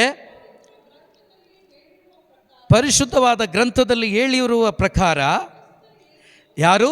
ಕ್ರಿಸ್ತ ಯೇಸು ನನ್ನ ಪಾಪಗಳ ಪರಿಹಾರಕ್ಕಾಗಿ. ನೋಡಿ, ಇದು ಕನ್ವಿಕ್ಷನ್. ಪೌಲ ತಾನು ಹೆಜ್ಜೆ ಇಟ್ಟ ಮೇಲೆ ಹಿಂದೆ ಹೆಜ್ಜೆ ಎತ್ತಿ ಇಡದೆ ಮುಂದಕ್ಕೆ ಹೋಗಲಿಕ್ಕೆ ಕಾರಣ ಏನು ಅಂದರೆ, ಅವನ ಪಾಪದ ಘೋರತ್ವ, ಆ ಪಾಪದ ಕರಾಳತನ, ಆ ಪಾಪದ ಸಂಬಳ ಅವನಿಗೆ ಗೊತ್ತಾಯಿತು. ಯೇಸುವನ್ನು ಅನುಭವಿಸಿದಾಗ ಆ ಪಾಪದ ಸಂಬಳ, ಆ ನರಕದ ಆ ಒಂದು ವ್ಯಾಲ್ಯೂ ಅವನಿಗೆ ಗೊತ್ತಾಯಿತು. ಅದಕ್ಕೇನೆ ಆತ ಹೇಳ್ತಾನೆ, ಕ್ರಿಸ್ತ ಯೇಸು ನಮ್ಮ ಅಂತ ಹೇಳಿ ಅಲ್ಲಿದೆ, ನನ್ನ ಅಂತ ನೀವು ಹಾಕ್ಕೊಳ್ಳಿ. ನನ್ನ ಪಾಪಗಳ ಪರಿಹಾರಕ್ಕಾಗಿ ಏನು ಮಾಡಿದರು? ಪ್ರಾಣ ತ್ಯಾಗ ಮಾಡಿದರು. Praise the Lord. ಏನು ಮಾಡಿದರು? ಪ್ರಾಣ ತ್ಯಾಗ ಮಾಡಿದರು. ಯಾರಿಗೋಸ್ಕರ? ನನಗೋಸ್ಕರ. ಇದು ಆತನ ಒಳಗಡೆ ಆತನನ್ನು ಬಾಧಿಸಿತು. ಆತನ ಒಳಗಡೆ ಆ ಪ್ರೀತಿಯ ಅನುಭವಕ್ಕೆ ಅವನು ಬಿಟ್ಟುಕೊಟ್ಟ. ಈ ಪ್ರೀತಿ ಅವನಲ್ಲಿ ಪ್ರವರ್ಧಿಸ್ತಾ ಇದೆ. ಅಯ್ಯೋ, ಈ ಪಾಪಿಗೋಸ್ಕರ ಆ ಪರಿಶುದ್ಧನಾದ ದೇವರು ಸತ್ತೋಗ್ಬಿಟ್ರಾ? ಖಂಡಿತವಾಗಲೂ ಧರ್ಮಶಾಸ್ತ್ರ ಅಧ್ಯಯನ ಮಾಡಿದ್ನಲ್ವಾ, ಖಂಡಿತವಾಗಲೂ ಅವನಿಗೆ ಅನುಭವ ಆಗಿರುತ್ತೆ. ಏನಂತ? ಆ ಸರಾಫಿಯರು ರೆಕ್ಕೆಗಳು ಬಡಿತಾ ಅವರನ್ನು ಪರಿಶುದ್ಧರು ಅಂಥೇಳಿ ಅವರನ್ನು ಆರಾಧಿಸ್ತಾ ಇದ್ದಾರೆ. ಅವರ ಮಧ್ಯದಲ್ಲಿ ಪರಿಶುದ್ಧನಾಗಿ ಇದ್ದಂಥ ಯೇಸು ಭೂಮಿಗೆ ಮನುಷ್ಯನಾಗಿ ಬಂದಿದ್ದು ನನಗೋಸ್ಕರನ ಎನ್ನುವ ಸತ್ಯದ ಅರಿವು ಅವನ ಒಳಗಡೆ ಆಗ್ತದೆ. ಈ ಪಾಪಿಗೋಸ್ಕರ ಬಂದರೆ ಅವರು, ಹಾಲೆಲೂಯಾ ಹಾಲೆಲೂಯಾ. ಯೋಚನೆ ಮಾಡಿ, ಈ ಪಾಪಿಗೋಸ್ಕರ ಬಂದ್ರ, ಈ ವೇಸ್ಟ್ ಫೆಲೋಗೋಸ್ಕರ ಬಂದ್ರ, ನಾನು ನರಕದಲ್ಲಿದ್ದೀನಲ್ಲ ಆಗಲೇ ನನಗಾಗಿ ಬಂದ್ರ, ಅವನಿಗೆ ಈ ಸತ್ಯದ ಅರಿವು ಅನುಭವ ಒಳಗಡೆ ಆಗೋಯ್ತು. ಅದಕ್ಕೆ ಆತ ಬರಿತಾ ಇದ್ದಾನೆ, ಓದಿ ಮುಂದೆ. ಅವರನ್ನು ಭೂಸ್ಥಾಪನೆ, ಭೂಮಿಯಲ್ಲಿ ಹೂಳಲಾಯಿತು. ಅದೇ ಬೈಬಲ್ ಗ್ರಂಥದ ಪ್ರಕಾರ ಮೂರನೆಯ ದಿನ ಅವರು ಏನಾದರೂ ಕ್ಲಾರಿಟಿ ಸಿಕ್ಕೋಯ್ತು ಪೌಲನಿಗೆ. ಏನಂತ? ಅವರು ಸಮಾಧಿಯಲ್ಲಿ ಇರುವಂಥ ದೇವರಲ್ಲ, ಅವರನ್ನು ಸಮಾಧಿ ಹಿಡ್ಕೊಳ್ಳಿಕ್ಕೆ ಸಾಧ್ಯವಿಲ್ಲ. ಎಲೆ ಸಾವೆ ನಿನಗೆ ಜಯ ಎಲ್ಲಿ? ಜಯ ಇಲ್ಲ ನಿನಗೆ. Praise the Lord. ವಿಷ ಕೊಂಡಿಯೇ ಇಲ್ಲ ನಿನಗೆ ಜಯ. ಜಯ ಯಾರಿಗೆ? ಕ್ರಿಸ್ತನಿಗೆ. ಯಾಕೆಂದರೆ ಸಾವನ್ನು ಕೂಡ ಗೆದ್ದು ಬಂದವರು ಯೇಸು ಪ್ರಭುವಾಗಿದ್ದಾರೆ. ಪ್ರಿಯ ಸಹೋದರ ಸಹೋದರಿ, ಅದರಿಂದನೇ ಪೌಲ ಹೇಳ್ತಿದ್ದಾನೆ, ಅವರನ್ನು ಭೂಸ್ಥಾಪನೆ ಮಾಡಲಾಯಿತು. ಅದೇ ಬೈಬಲ್ ಗ್ರಂಥದ ಪ್ರಕಾರವಾಗಿ ಏನಾದರೂ ಪುನರುತ್ಥಾನ ಹೊಂದಿದ್ರು. ಇದನ್ನು ಅನೇಕ ಕಡೆಗಳಲ್ಲಿ ಸಂತ ಪೌಲರೇನೆ ವಿವರಿಸಿದ್ದಾರೆ. ಅವರು ಹುಟ್ಟಿದ್ರು, ಸತ್ರು, ಪುನರುತ್ಥಾನ ಆದರು. ಕೊಲೋಸಿ ತುಂಬ ಚೆನ್ನಾಗಿ ಹೇಳುತ್ತೆ. ರೋಮನ್ನರಿಗೆ ಬರೆದ ಪತ್ರಿಕೆ ಧ್ಯಾನ ಮಾಡಿ ಬೈಬಲ್ ಸ್ಟಡಿಯಲ್ಲಿ ಕೇಳಿಸ್ಕೊಳ್ಳಿ. ಯಾವಾಗ ನಾನು ಕ್ರಿಸ್ತನಲ್ಲಿ ವಿಶ್ವಾಸ ಇಡ್ತೀನೋ, ಶುಭ ಸಂದೇಶದಲ್ಲಿ ವಿಶ್ವಾಸ ಇಡ್ತೀನೋ, ನಾನು ಹೊಸದಾಗಿ ಹುಟ್ಟುತ್ತೇನೆ. ನಾನು ಹೊಸದಾಗಿ ಹುಟ್ಟಿದಾಗ ಏನಾಗುತ್ತೆ? ನಾನು ಅವ್ರ ಜೊತೆ ಸಾಯ್ತೀನಿ. ನಾನು ಸತ್ತಾಗ ಏನಾಗುತ್ತೆ? ಅವರು ಪುನರುತ್ಥಾನ ಆಗ್ತಾರೆ, ನಾನು ಕೂಡ ಪುನರುತ್ಥಾನ ಆಗ್ತೇನೆ. ಈಗ ನನ್ನ ಬಾಳಿನಲ್ಲಿ ಇರೋದು ನಾನಲ್ಲ, ನನ್ನಲ್ಲಿ ಯಾರಿದ್ದಾರೆ? ಯೇಸು ಇದ್ದಾರೆ ಅಷ್ಟೇ. ಹಲ್ಲೆಲೂಯಾ. ಹಲ್ಲೆಲೂಯಾ. ಈಗ ನಾನು ಯಾರಿಗೆ ಸೇರಿದವನು? ಯೇಸುವಿಗೆ ಸೇರಿದವನು. ಸೊ ಅದೇ ಪ್ರಕಾರ ಈ ಪೌಲನಿಗೆ ಈ ಅನುಭವ ಆಗ್ಬಿಡ್ತು, ಚೆನ್ನಾಗಿ ಮನವರಿಕೆ ಆಗ್ಬಿಡ್ತು. ನಾನು ಸತ್ತೋಗಿದ್ದೀನಿ, ಈಗ ನಾನು ಬದುಕ್ತಾ ಇರೋದು ಯೇಸುವಿನಲ್ಲಿ, ನನ್ನಲ್ಲಿ ಯೇಸು ಇದ್ದಾರೆ, ನಾನು ಯೇಸುವಿನಲ್ಲಿದ್ದೀನಿ. ಈ ದೇಹ ಮಣ್ಣಗೋಗುತ್ತೆ, ನನ್ನ ಆತ್ಮ ಯಾವಾಗಲೂ ಯೇಸುವಿನೊಂದಿಗಿರುತ್ತೆ. ಈ ಕನ್ವಿಕ್ಷನ್ ಬಂದ್ಬಿಡ್ತು ಪೌಲನಿಗೆ. ಆದ್ದರಿಂದನೇ ಕಲ್ಲು ಹೊಡೀರಿ. ಪೌಲನ್ಗೆ ಹೊಡೆದ್ರ, ಕಲ್ಲಲ್ಲಿ ಹೊಡೆದ್ರ. ಆವಾಗ ಕಲ್ಲು ಹೊಡೆದ್ರೆ ಏನು ಅರ್ಥ ಹೇಳಿ? ಸಾವೆ. ಕರೆಕ್ಟಾ? ಇವರು ಸತ್ತೋದ್ರು ಅಂತ ಬಿಟ್ಟೋದ್ರು. ನೆಕ್ಸ್ಟ್ ಡೇ ಚರ್ಚ್ ಮೇಲೆ ನಿಂತ್ಕೊಂಡು ಯೇಸುವೇ ಏಕೈಕ ದೇವಪುತ್ರ ಅಂತ ಬೋಧಿಸ್ತಾ ಇದ್ದಾರೆ ಅವರು. Praise the Lord. ಅಂದರೆ ಅರ್ಥ ಏನು? ನಾನು ಸತ್ತೋಗಿದ್ದೀನಿ, ಕಲ್ಲೊಡು ಸಾಯಿಸ್ತೀರಾ ಸಾಯಿರಿ, ನೀರು ಮುಳುಗಿಸ್ತದ, ತಿಮ್ಮಿಂಗ್ಲ ಬಂದ ಮುಳುಗ್ತದ, ಮುಳುಗ್ಕೊಳ್ಳಿ. ಯಾಕೆಂದರೆ ನನ್ನ ಬಾಡಿನ ಎತ್ಕೊಂಡು ಹೋಗ್ಬೋದು ಅಷ್ಟೇ. ಇವರು ಸಾಯಿಸಿದರೆ ನನ್ನ ಬಾಡಿನ ಸಾಯಿಸ್ಬೋದು ಅಷ್ಟೇ. ಯಾಕೆಂದರೆ ನನ್ನ ಒಳಗಡೆ ಯಾರಿದ್ದಾರೆ ಅವ್ರನ್ನ ಯಾರೂ ನೋಡೋಕ್ಕಾಗಲ್ಲ, ನನ್ನ ಸ್ಪಿರಿಟನ್ನು ಕೂಡ ಯಾರೂ ನೋಡೋಕ್ಕಾಗಲ್ಲ. ಆ ಸ್ಪಿರಿಟನ್ನು ಸಾಯಿಸಲಿಕ್ಕೆ ಯಾವನಿಗೂ ಸಾಧ್ಯವಿಲ್ಲ. ಬಾಡಿ ಹೋದರೆ ಹೋಗಲಿ, ನಾನು ಎಲ್ಲಿಗೆ ಹೋಗ್ತೀನಿ, ನಾನು ಎಲ್ಲಿಂದ ಬಂದನೋ ಅಲ್ಲಿಗೆ ಹೋಗ್ತೀನಿ, ನಾನು ಯಾಕೆ ಟೆನ್ಷನ್ ಮಾಡಿಕೊಳ್ಳಿ. ಯಾಕೆ ಈ ಧೈರ್ಯದಲ್ಲಿ ಅವರು ಬದುಕಿದ್ರು ಅಂದರೆ ಅವರ ಒಳಗಡೆ ಈ ವಾಕ್ಯದ ಕನ್ವಿಕ್ಷನ್, ಈ ವಾಕ್ಯದ ಅನುಭವ ಚೆನ್ನಾಗಿ ಆಗ್ಬಿಟ್ಟಿತ್ತು, ಅವರಿಗೆ ಚೆನ್ನಾಗಾಗ್ಬಿಟ್ಟಿತ್ತು. Price the lord. ಈ ಅನುಭವ ನಮಗಾಗಬೇಕು. ಈ ಅನುಭವ ನಮಗೆ ಆಗುವಾಗ ಈ ಲೋಕವನ್ನು ನಾವು ದೂರ ಮಾಡ್ತಾ ಮಾಡ್ತಾ ಬದುಕ್ತೀವಿ. Price the lord. ಈ ಶರೀರವನ್ನು ಮೆಚ್ಚಿಸ್ಲಿಕ್ಕೆ ಬದುಕಲ್ಲ, ಒಳಗಡೆ ಆತ್ಮವನ್ನು ಮೆಚ್ಚಿಸ್ಲಿಕ್ಕೆ ಬದುಕಕ್ಕೆ ಆರಂಭಿಸ್ತೀವಿ. ಈ ವಂಚಿನ್ನಪ್ಪರು ಕಾಡಿಗೆ ಹೋಗ್ಬಿಟ್ರಂತೆ. ಯಾಕೆ ಗೊತ್ತಾ? ಈ ಶರೀರ ಈ ಜನಗಳೊಂದಿಗೆ ನಾನು ಜೀವಿಸಿದರೆ ಇಲ್ಲಿ ಮಾತಾಡಿ ಬರೀ ಈ ಮಾತುಗಳಲ್ಲೇ ಕಾಲ ಕಳೆದು ಬಿಡ್ತೇನೆ ಅಂತೇಳಿ ಒಳಗಡೆ ಇರುವ ಕ್ರಿಸ್ತನನ್ನು ಕಳ್ಕೊಳ್ಳೋಕೆ ಇಷ್ಟಪಡದೆ ನಿಮ್ಮ ಸವಾಸ ಬೇಡ ಅಂತೇಳಿ ಕಾಡಿಗೆ ಹೋಗ್ಬಿಟ್ರಂತೆ. ನೀನು ಹೋಗಬೇಡಪ್ಪ ಸದ್ಯಕ್ಕೀಗ. Praise the lord. Hallelujah, hallelujah, hallelujah, hallelujah. ನೀನು ಯಾವಾಗ ಏನೇನು ತೊಗೊಬಿಡ್ತೀಯ ಗೊತ್ತಾಗಲ್ಲ ನಮಗೆ. Price the lord. ಸೊ ನಿಜ ಅದು. ಯಾವಾಗ ಒಳಗಡೆ ಈ ಕ್ರಿಸ್ತನ ಪ್ರೀತಿ ಹೆಚ್ಚಾಗ್ತದೋ, ನಿಜ ಹೇಳ್ತೇನೆ, ಅಲ್ಲಿ 4 ಜನ ಲೋಕದ ಮಾತುಗಳು ಮಾತಾಡ್ತಿದ್ರೆ ಅವ್ರ ಮಧ್ಯೆ ನೀವು ಇರೋಕ್ಕಾಗಲ್ಲ. ಎಲ್ಲಿ ಯಾರಾದರೂ ದೇವ್ರ ವಾಕ್ಯ ಮಾತಾಡ್ತಿದ್ರೆ ಹೋಗಿ ಅಲ್ಲಿ ಸೇರ್ಕೊಬಿಡ್ತೀವಿ, ಅಲ್ಲಿ ಆನಂದಿಸ್ತೀವಿ. ಸೊ ಇದು ಅರ್ಥ ಆಗುತ್ತೆ ನಮಗೆ. ನಿಜವಾಗ್ಲೂ ನಾವು ಆತ್ಮದಲ್ಲಿ ಜೀವಂತವಾಗಿದ್ದೀವಾ, ಆ ಪ್ರೀತಿಯಲ್ಲಿ ಪ್ರವರ್ತಿಸ್ತಾ ಇದ್ದೀವಿ ಅಂತ ಗೊತ್ತಾಗ್ಬಿಡುತ್ತೆ. ಈಗ ನಮ್ಮ ಮನೇಲಿ ಟಿ ವಿ ಹಾಕ್ಕೊಂಡು ಕೂತ್ಕೊಂಡ್ರೆ ಟಿ ವಿ ಮುಂದೆ ಇರ್ತೀವ, ಎದ್ದು ರೂಮ್ಗೆ ಹೋಗಿ ಬೈಬಲ್ ಎತ್ಕೋತೀವ. ಅಲ್ಲಿ ಗೊತ್ತಾಗುತ್ತೆ ನಮಗೆ ಯಾವುದು ನಮ್ಮಲ್ಲಿ ಬೆಳೀತಾ ಇದೆ ಅಂತೇಳಿ, ಯಾವುದು ನಮ್ಮಲ್ಲಿ ಕಾರ್ಯ ಮಾಡ್ತಾ ಇದೆ ಅಂತ ಅಲ್ಲೇ ಗೊತ್ತಾಗುತ್ತೆ ನಮಗೆ. ಹೌದಾ ಇಲ್ವೋ? ಸೊ ಈ ಪೌಲನಿಗೆ ಚೆನ್ನಾಗಿ ಗೊತ್ತಾಗ್ಬಿಡ್ತು. ಏನು ಗೊತ್ತಾ? ನಾನು ಶರೀರದಲ್ಲಿ ಸತ್ತೋಗಿದ್ದೇನೆ, ನನ್ನ ಬಾಡಿ ಹೋದರೆ ಹೋಗ್ತದೆ. ಅದಕ್ಕೇನೆ ಮನುಷ್ಯ ಕಳ್ಳಕಾಕರು, ಇನ್ನೊಬ್ಬರು ಕಲ್ಲು, ಕರಡಿ, ಸಿಂಹ ಯಾವುದಕ್ಕೂ ಮೈಂಡ್ ಮಾಡಿಲ್ಲ, ಅವನು ಯಾವುದಕ್ಕೂ ಯೋಚನೆ ಮಾಡಿಲ್ಲ. ಯಾಕಂದರೆ ಮುಳುಗೋಗಿದ್ದಾನೆ. ತಾಯಿ ಗರ್ಭದಲ್ಲಿರುವಂಥ ಮಗುವಿಗೆ ಭಯ ಇರುತ್ತಾ ಹೇಳಿ? ಏನೇ ಆದರೂ ಕೂಡ ಗೊತ್ತಾಗಲ್ಲ ಮಗುಗೆ ಒಳಗಡೆ. ಏನೇ ಆದರೂ ಅನುಭವ, ಏನೇ ಆದರೂ ಕೂಡ ತಾಯಿಗೆ ಅನುಭವ ಆಗುತ್ತೆ, ಒಳಗಡೆ ಇರೋ ಮಗುಗಾಗಲ್ಲ. ನಾನು ಹೇಳ್ತಾ ಇರೋದು, ಹೊರಗಡೆಯಿಂದ ಯಾರಾದರೂ ನೀವು ಇನ್ನರ್ ಉಣ್ಸು, ಇನ್ನರ್ ಈಲಿಂಗ್ ಎಲ್ಲ ಹೋಗಬೇಡಿ ಸದ್ಯಕ್ಕೀಗ. ಆ ರೀತಿ ಹೋದರೆ ಅದು ಆಗುತ್ತೆ. ಓಕೆನಾ? ನಾನು ನಾರ್ಮಲಾಗಿ ಹೇಳ್ತಾ ಇದ್ದೀನಿ. ಉದಾಹರಣೆಗೆ ಯಾರಾದರೂ ಬೈದರು, ನೀವು ಕೇಳಿಸ್ಕೊಳ್ತೀರಾ. ಏನೇ ಆದರೂ ಕೂಡ, ಇಲ್ಲ ಯಾರೋ ಹೊಡೆದ್ರು, ಏನಾದರೂ ಒಂದು ಬೆಂಕಿ ಆಯಿತು, ಸೊ ನೀವು ಭಯಪಡ್ತೀರಾ. ಸೊ ಇದೆಲ್ಲ ನಿಮಗಾಗುತ್ತೆ, ಒಳಗಡೆ ಎಫೆಕ್ಟ್ ಏನು ಆಗಲ್ಲ ಮಗುಗೆ. ನೀವು ಅದು ಮತ್ತೊಂದು ಸರಿ ಹೇಳ್ತೀನಿ, ನೀವು ಇನ್ನರ್ ಹೀಲಿಂಗ್ ಕ್ಲಾಸೆಲ್ಲ ಹೋಗಬೇಡಿ, ನಾರ್ಮಲಾಗಿ ತಗೊಳ್ಳಿ. ಆ ಲೆಕ್ಕದಲ್ಲಿ ಹೇಳ್ತಾ ಇದ್ದೀನಿ. ಯೇಸು ಕ್ರಿಸ್ತರ ಒಳಗಡೆ ಅಥವಾ ನನ್ನ ಒಳಗಡೆ ಯೇಸು ಕ್ರಿಸ್ತರಿದ್ದಾಗ ನನ್ನ ಚಿಂತನೆ, ನನ್ನ ಜ್ಞಾನ ಎಲ್ಲ ಅವರೊಂದಿಗೆ ಒಂದಾಗಿರ್ತದೆ, ಅವರಲ್ಲಿ ಮರೆಯಾಗಿರ್ತದೆ. ಈ ಬಾಡಿಗಾಗಿ ನಾವು ಚಿಂತೆ ಮಾಡೋದಿಲ್ಲ, ಈ ಲೋಕದ ವಿಷಯಗಳಿಗಾಗಿ ನಾವು ಟೆನ್ಷನ್ ಮಾಡ್ಕೊಳ್ಳಲ್ಲ. ಯಾಕಂದರೆ ನಾವು ಒಳಗಡೆ ಯೇಸುವಿನೊಂದಿಗೆ ಒಂದಾಗಿ ಅವರ ಶುಭ ಸಂದೇಶವನ್ನು, ಅವರ ಪ್ರೀತಿಯನ್ನು ಹಂಚುವ ಆ ಒಂದು ತವಕದಲ್ಲಿರ್ತೀವಿ. ಓದ್ಬಿಡಿ ಮುಂದಿನ ವಾಕ್ಯ. ಕಾಣಿಸಿಕೊಂಡರು.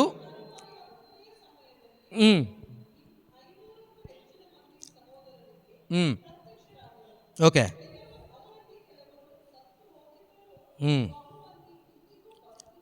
ಆಮೇಲೆ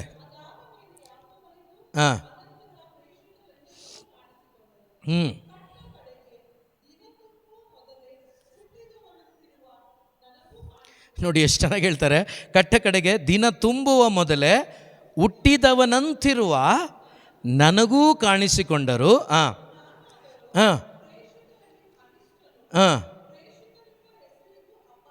ಓಕೆ. ಈ ಕ್ರಿಸ್ತನನ್ನು ಹಿಂಬಾಲಿಸುವ ಈ ಸಭೆಯನ್ನು ಹಿಂಸಿಸಿದವನು.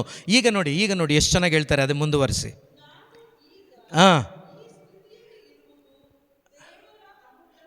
Price the lord, hallelujah. ಯಾರ ಅನುಗ್ರಹದಿಂದ?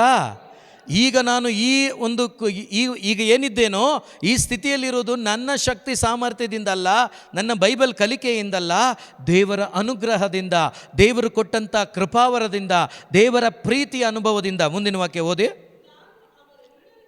ಹಾಂ, ನೋಡಿ ಎಷ್ಟು ದೊಡ್ಡ ಮಾತು ನೋಡಿ. ಒಂದು ನಿಮಿಷ. ಅವ್ರು ಏನಿದ್ದಾರೋ ಪ್ರೇಷಿತರು, ಅವರೆಲ್ಲರಿಗಿಂತ ಹೆಚ್ಚು ನಾನು ಸೇವೆ ಮಾಡಿದ್ದೇನೆ, ಆದರೆ ಪ್ರೇಷಿತನಲ್ಲ. ಅಂದರೆ ಅರ್ಥ, ಯೇಸು ಇದ್ದಾಗ ಆಯ್ಕೆ ಆದವನಲ್ಲ. ಇವರೆಲ್ಲ ಯೇಸುವಿನೊಂದಿಗೆ 3.5 ವರ್ಷ ಜೊತೆಯಲ್ಲಿದ್ದರು, ಬದುಕಿದ್ರು, ತಿಂದರು, ಏನೆಲ್ಲ ಮಾಡಿದರು ಎಲ್ಲ ನೋಡಿದರು. ಇದ್ಯಾವುದು ಕೂಡ ಸೌಲನಿಗೆ ಎಕ್ಸ್ಪೀರಿಯನ್ಸ್ ಇಲ್ಲ. ಸುಮಾರು ವರ್ಷಗಳ ನಂತರ ದೇವರನ್ನು, ಯೇಸುವನ್ನು ಭೇಟಿಯಾಗಿ, ಎನ್ಕೌಂಟರ್ ಆಗಿ, ದಮಸ್ಕಸ್ ಹಾದಿಯಲ್ಲಿ ಎನ್ಕೌಂಟರ್ ಆಗಿ ಯೇಸುವನ್ನು ಪಡ್ಕೊಂಡವನು ಮಾತ್ರವಲ್ಲ. ನೀವು ನಾನು ಬಾಲಣ್ಣ ಮಾತಾಡ್ತಾ ಇದ್ವಿ, ಗಲಾತ್ಯರಿಗೆ ಬರೆದ ಪತ್ರಿಕೆಯಲ್ಲಿ ನಾವು ಓದ್ತೀವಲ್ವಾ, ಅವರು 3 ವರ್ಷಗಳ ಕಾಲ ಎಲ್ಲಿದ್ದರು? ಅರೇಬಿಯಾದಲ್ಲಿದ್ದರು, ಮರುಭೂಮಿಯಲ್ಲಿ, ಆ ಪ್ರದೇಶದಲ್ಲಿದ್ದರು ಅವರು. ಓಕೆನಾ? ಈ 3 ವರ್ಷಗಳ ಕಾಲ ಸಂಪೂರ್ಣವಾಗಿ ಯೇಸುವನ್ನು ತುಂಬಿಕೊಂಡ್ರು. ಯೇಸುವಿನ ಆ ಒಂದೊಂದು ವಾಕ್ಯದ ಪ್ರಕಟಣೆಗಳು ಅವರ ಹೃದಯದಲ್ಲಿ ಅವರು ಸ್ವೀಕಾರ ಮಾಡಿಕೊಂಡ್ರು. ಪ್ರಿಯ ಸಹೋದರ ಸಹೋದರಿ, ಇಂಥ ಅನುಭವವನ್ನು ಪಡೆದುಕೊಂಡ ಕಾರಣವೇ ಅವರು ಹೇಳ್ತಿದ್ದಾರೆ, ಈಗ ನಾನು ಈ ಸ್ಥಿತಿಯಲ್ಲಿರುವುದು ದೇವರ ಅನುಗ್ರಹದಿಂದಲೇ. ಅವರ ಅನುಗ್ರಹ ನನ್ನಲ್ಲಿ ವ್ಯರ್ಥವಾಗಲಿಲ್ಲ. ನಾನು ಅವರೆಲ್ಲರಿಗಿಂತಲೂ ಹೆಚ್ಚು ಶ್ರಮಪಟ್ಟು ಸೇವೆ ಮಾಡಿದ್ದೇನೆ. ಆದರೆ ಅದನ್ನು ಮಾಡಿದವನು ಪ್ರತಿ ಸ್ಟೇಜಲ್ಲಿ ಹೋಗಿ ಹೇಳ್ತಾ ಇದ್ದೆ. ನಾನು ಆರಂಭದಲ್ಲಿ 135 ಮಕ್ಕಳಿಗೆ ಬ್ಯಾಪ್ಟಿಸಮ್ ತಂದೆ ಅಂತ. ಈಗ ಹೇಳೋದೇ ಬಿಟ್ಬಿಟ್ಟಿದ್ದೀನಿ ನಾನು. Praise the Lord. ಯಾರು ಮಾಡಿದ್ದು? ಮತ್ತು ನಾನು ಯಾಕೆ ಹೇಳಲಿ? Praise the Lord. ಭಯ ಆಗತ್ತೆ ಇವಾಗ. ಹಲ್ಲೆಲೂಯಾ. ಅದು ಸಣ್ಣದಾಗಲಿ ದೊಡ್ಡದಾಗಲಿ, ಅದು ಏನೇ ಮಾಡಿದ್ರು, ಯಾರು ಮಾಡಿದ್ದಾರೆ? ಯೇಸು ಮಾಡಿದ್ದಾರೆ. ಯೇಸು ಮಾಡಲಿಲ್ಲ ಅಂದರೆ, ಯೇಸು ಕರೆದಿಲ್ಲ ಅಂದರೆ ನಾನು ಅಷ್ಟೇ, ನೀವು ಅಷ್ಟೇ. Price the lord. ಬಟ್ ಕರೆದ ಮೇಲೆ ಆ ಕರೆಗೆ ಅನುಗುಣವಾಗಿ ನಾನು ಏನು ಮಾಡಬೇಕೋ, ಯಾವುದಕ್ಕೆ ಆಯ್ಕೆ ಮಾಡ್ಕೊಂಡಿದ್ದಾರೋ ಅದನ್ನು ನಾನು ಮಾಡಲೇಬೇಕು. ಮಾಡಲಿಲ್ಲ ಅಂದರೆ ಖಂಡಿತವಾಗ್ಲೂ ಲೆಕ್ಕ ಕೊಡಲೇಬೇಕು. ನಾವು ಭಯಪಡ್ಸೋಕ್ಕೆ ಹೇಳ್ತಾ ಇಲ್ಲ, ದೇವರು ಕೊಟ್ಟ ಕೆಲಸವನ್ನು ನಾವು ಮಾಡಲೇಬೇಕು. ಸೊ ಓದಿ, ಸೇವೆ ಮಾಡಿದ್ದೇನೆ, ಅದನ್ನು ಮಾಡಿದವನು. ಓಕೆ, ಆಮೇಲೆ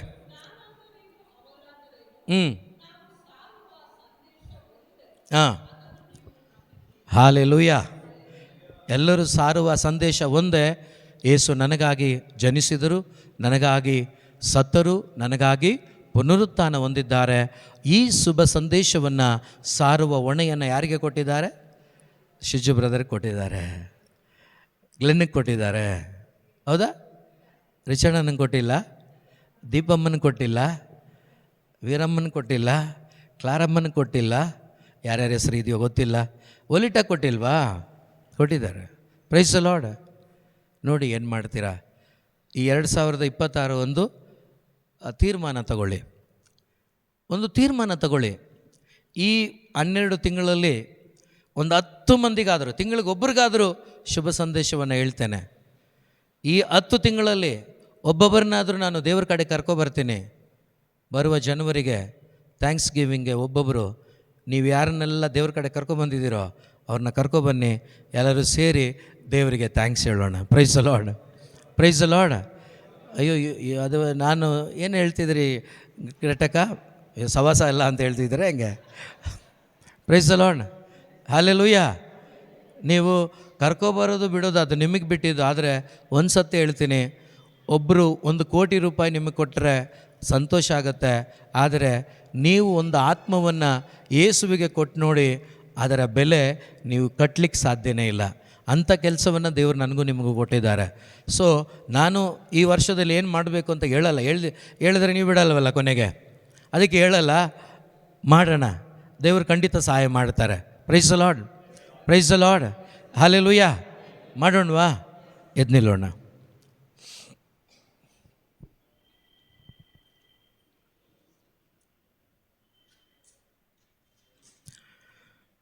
ಶುಭ ಸಂದೇಶ ಭಾರ ಒಂದೇ, ನನ್ನ ಮೇಲಿನ ಹೊರೆಯಾಗಿರಲಿ.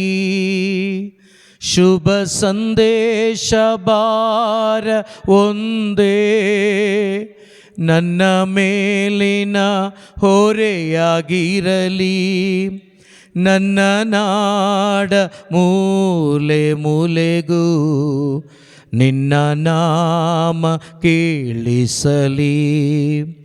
ನನ್ನ ನಾಡ ಮೂಲೆ ಮೂಲೆಗೂ ನಿನ್ನ ನಾಮ ಕೇಳಿಸಲಿ. ಆರಾಧನೆ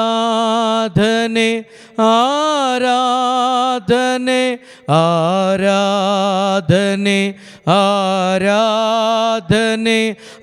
ಆರಾಧನೆ ಆರಾಧನೆ ಆರಾಧನೆ ಆರಾಧನೆ ಪ್ರಿಯ ಯೇಸು ರಾಜನಿಗೆ, ಪವಿತ್ರಾತ್ಮ ದೇವನಿಗೆ, ಪ್ರಿಯ ಯೇಸು ರಾಜನಿಗೆ, ಪವಿತ್ರಾತ್ಮ ದೇವನಿಗೆ. ಕಳೆದ ವರ್ಷವೆಲ್ಲ ನಮ್ಮನ್ನು ಕಾದು ಕಾಪಾಡಿದ ದೇವನೇ ನಿಮಗೆ ಸ್ತೋತ್ರವಾಗಲಿ. ಹೊಸ ವರ್ಷವನ್ನು ಕೂಡ ಕೊಟ್ಟು ನಾವು ಅಯೋಗ್ಯರಾಗಿದ್ದರೂ ಕೂಡ ನಮ್ಮ ಅಯೋಗ್ಯತೆಯನ್ನು ನೋಡದೆ ನಿಮ್ಮ ಯೋಗ್ಯತೆಯಿಂದ ನಮ್ಮನ್ನು ಉಳಿಸಿ ಈ 2026ರಲ್ಲಿ ನಮ್ಮನ್ನು ಇಟ್ಟಿರುವುದಕ್ಕಾಗಿ ಸ್ತೋತ್ರ. ಅಪ್ಪ ಯೇಸುವೆ, ಈ ವರ್ಷದಲ್ಲಿ ನಿಮ್ಮ ಚಿತ್ತ ನಮ್ಮ ಜೀವನದಲ್ಲಿ ನೆರವೇರಲಿ ಅಪ್ಪ. ನಿಮ್ಮ ರಾಜ್ಯ ನಮ್ಮಲ್ಲಿ ಬರಲಿ ಅಪ್ಪ. ನಿಮ್ಮ ಚಿತ್ತ ನಮ್ಮ ಒಬ್ಬೊಬ್ಬರ ಜೀವಿತದಲ್ಲಿ, ಕುಟುಂಬದಲ್ಲಿ ನೆರವೇರಲಿ ಅಪ್ಪ. ಯೇಸುವೆ, ನಾವು ಒಬ್ಬೊಬ್ಬರು ನಿನಗೆ ಸಾಕ್ಷಿಗಳಾಗಿ ಬದುಕುವಂಥ ಅಭಿಷೇಕದಿಂದ ನಮ್ಮನ್ನು ತುಂಬಿಸಿರಿ ಅಪ್ಪ. ನಮ್ಮ ಬಲಹೀನತೆಗಳು ದೂರವಾಗಲಿ ಅಪ್ಪ. ನಮ್ಮಲ್ಲಿರುವ ಸೈತಾನನ ಸಕಲ ಕ್ರಿಯೆಗಳು ಲಯವಾಗಿ ಹೋಗಲಿ ಅಪ್ಪ. ನಮ್ಮ ಮುಖಾಂತರ ಪರಲೋಕ ಸಂತೋಷ ಪಡಲಿ ಅಪ್ಪ. ನಮ್ಮ ಮುಖಾಂತರ ಯೇಸುವೆ ನಿನ್ನ ನಾಮ ಮಹಿಮೆ ಹೊಂದಲಿ ಅಪ್ಪ. ನಮ್ಮ ಮುಖಾಂತರ ಅನೇಕ ಆತ್ಮಗಳು ನಿಮ್ಮ ರಾಜ್ಯಕ್ಕೆ ಆದಾಯವಾಗಲಿ ಅಪ್ಪ. ಯೇಸು ನಾಮದಲ್ಲಿ ಪ್ರಾರ್ಥಿಸಿ ಇದನ್ನು ಬೇಡಿ ಹೊಂದಿಕೊಂಡಿದ್ದೇವೆ, ಜೀವವುಳ್ಳ ತಂದೆಯೇ.